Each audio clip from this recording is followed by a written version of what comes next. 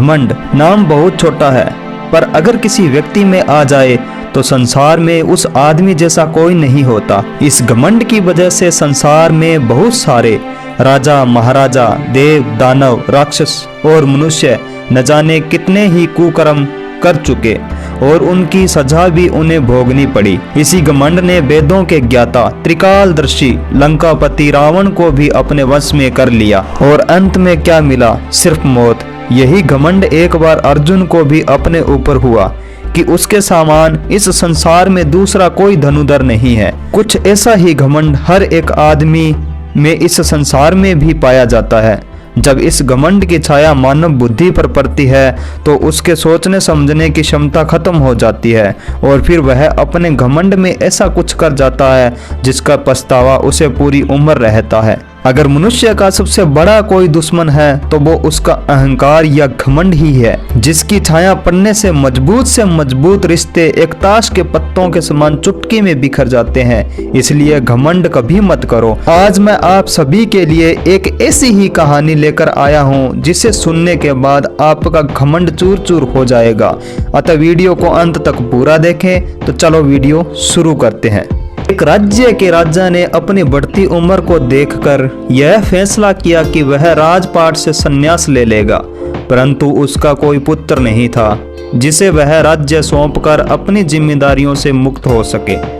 राजा की एक पुत्री थी जिसकी विवाह की योजना भी राजा को बनानी थी। इसलिए उसने अपने मंत्रियों को बुलाया और कहा कि कल प्रातः जो भी व्यक्ति सबसे पहले इस नगर में प्रवेश करेगा उसे यहाँ का राजा नियुक्त किया जाएगा। मेरी पुत्री का विवाह भी उसी के साथ कर दिया जाएगा। अगले दिन राज्य के सैनिकों ने एक फटेहाल कपड़े पहने एक युवक को कर लिया। उसका राज्याभिषेक किया गया। राजा अपनी पुत्री का विवाह उस युवक के साथ करके जिम्मेदारियों को सौंपकर स्वयं वन प्रस्थान कर गए। धीरे धीरे समय बीतता गया और उस युवक ने राज्य की भागदौड़ संभाल ली। एक अच्छे राजा की तरह राज्य की सेवा में लग गया। उस महल में एक छोटी सी कोठरी थी जिसकी चाबी राजा हमेशा अपने कमर में लटकाए रखता था। सप्ताह में एक बार वह उस कोठरी में जाता, आधा एक घंटा अंदर रहता और बाहर निकलकर बड़ा सा ताला उस कोठरी में लगा देता था। अपने अन्य कार्यों में लग जाता। इस तरह राजा के बार बार उस कमरे में जाने से सेनापति को अचंभा हुआ कि राज्य का सारा खजाना, सारे रतन, मणि, हीरे, जवाहरात तो खजांची के पास है। सेना के शस्त्रागार की चाबी मेरे पास है और अन्य बहुमूल्य कागजातों की चाबी मंत्री के पास है। फिर इस छोटी सी कोठरी में ऐसा क्या है जो राजा यहाँ हर सप्ताह अंदर जाता है और थोड़ी देर बाद बाहर निकल आता है? सेनापति से रहा नहीं गया। उसने हिम्मत करके राजा से पूछा कि राजन, यदि आप क्षमा करें तो यह बताएं कि उस कमरे में ऐसी कौन सी वस्तु है जिसकी सुरक्षा की आपको इतनी फिक्र है? राजा गुस्से से बोले, सेनापति, यह तुम्हारे पूछने का विषय नहीं है। यह प्रश्न दोबारा कभी मत पूछना। अब तो सेनापति का शक और भी बढ़ गया। धीरे धीरे मंत्री और सभासदों ने भी राजा से पूछने का प्रयास किया, परंतु राजा ने किसी को भी उस कमरे का रहस्य नहीं बताया। बात महारानी तक पहुंच गई और स्त्री हट के आगे किसी की भी नहीं चलती। रानी ने खाना पीना त्याग दिया और उस कोठरी की सच्चाई जानने की जिद करने लगी।